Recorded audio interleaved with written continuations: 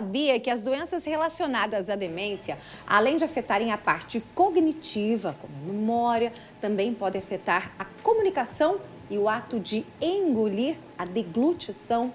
Nesses casos, um tratamento com fonoaudiologista é indicado para melhorar a qualidade de vida dos pacientes. E para falar sobre isso, eu vou receber ela, a Luciane Gouveia, fonoaudióloga. Tudo bem, Lu? Obrigada por ter vindo, é um prazer recebê-la. Estou muito feliz de estar aqui com você, É um muito prazer. bom, muito bom. Ô Lu, fala um pouquinho aqui pra mim, a gente está falando sobre essa questão da demência e tudo mais. Realmente eles podem vir a perder, né? E não só a demência, mas vários outros casos. Por exemplo, um derrame, né? Um AVC, Isso. pode perder a questão da deglutição, inclusive até da fala. Daí tem que aprender como se tivesse que reaprender de novo. É como se nós tivéssemos que criar novos caminhos no cérebro, né? Então, assim, tanto as demências, como a gente pode pensar em Alzheimer, em Parkinson, né? Assim como o AVC. Então, o AVC é uma doença vascular um pouquinho diferente, mas vamos pensar assim em demências, né? Existe a possibilidade de você parar de deglutir completamente, ou isso pode se dar de forma gradativa, sabe? E a pessoa não consegue mais engolir?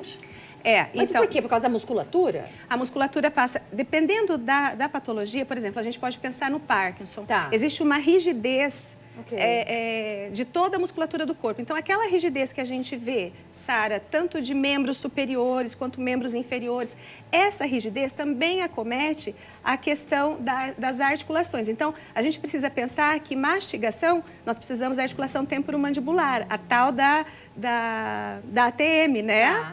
Então, esse paciente vai ter dificuldade desde a captação do alimento, a mastigação desse alimento, a formação do bolo dentro da boca, então, movimento de língua, né? Então, os movimentos também ficam ou mais lentificados, né?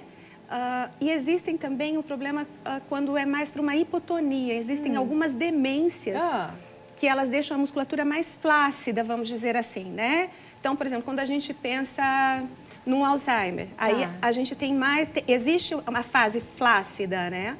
E aí a gente precisa fazer o quê? Fortalecer essa musculatura para que a deglutição seja eficiente. A gente precisa de uma eficiência na deglutição para proteção do nosso pulmão.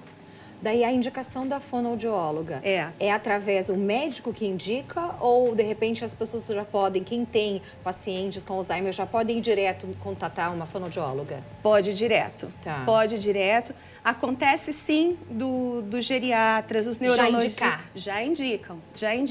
Mas é muito interessante quando você não tem, né? Se o paciente não teve essa indicação e tendo, né, a fonte de conhecimento como hoje você no seu programa, achei super bacana isso, né? Então, eu acho interessante já procurar.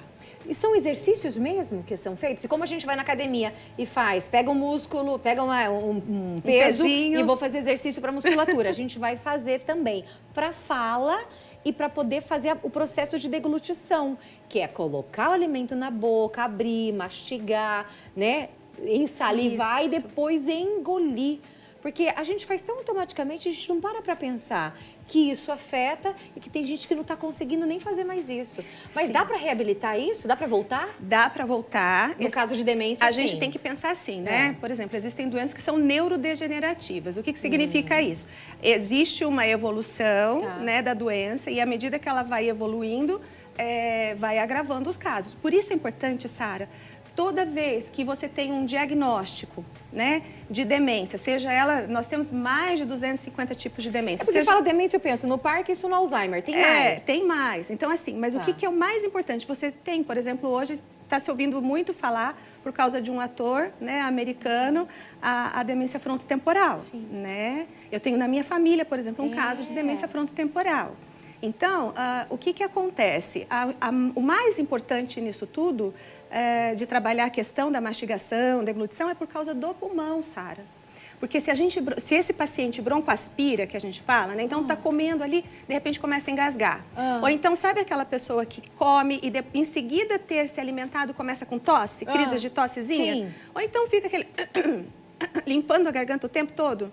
A gente precisa verificar se não está acontecendo um momento de broncoaspiração durante a alimentação. E se esse paciente broncoaspira, Sara, esse alimento broncoaspirado vai para o pulmão. é onde acontecem as pneumonias. Uau! E aí acontece o quê? Pneumonia de repetição.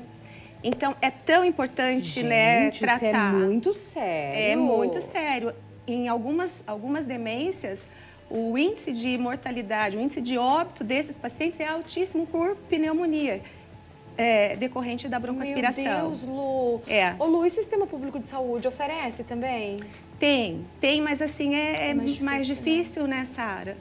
E a reabilitação, que nem você tinha me perguntado, a gente faz com exercícios, faz com eletroterapia, que é muito bacana. Eu não dependo da resposta do paciente, sabe? Ah, é? Aham. Eletroterapia seriam os choquinhos? Parecido com os choquinhos? Parece com os choquinhos. Tá. Então, assim, e tanto para aquilo que é rígido, para uma musculatura rígida, eu tenho um determinado estímulo, quanto para flácida. Tem outro tipo de estímulo. Né? Então, tem o laser, que nós podemos lançar a mão, tem o ultrassom terapêutico. Então, existem vários recursos que não dependem de uma resposta do paciente. Não, gente, bacana, isso é muito né? sério, isso é muito importante. Se você tem em casa, né, um avô, um pai, um tio, tia, avó, que já está com processo de demência, seja qual for a demência, o papel da fonoaudióloga é muito importante para acompanhar. Precisa, na verdade, de uma equipe multidisciplinar, né? Precisa, Sara. E sabe o que também? A gente pensa sempre assim nos avós, as pessoas mais idosas. Existem, por exemplo, no caso do Alzheimer, a gente pode ter um Alzheimer precoce. E ele é muito mais agressivo, por exemplo. Por exemplo, eu tenho uma paciente que tem 49 anos.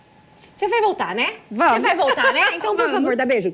Obrigada. Vamos, será um prazer. Obrigada que você veio. Lu Gouveia, Amei. obrigada. Foi um prazer recebê-la, tá? Prazer foi meu. Gente.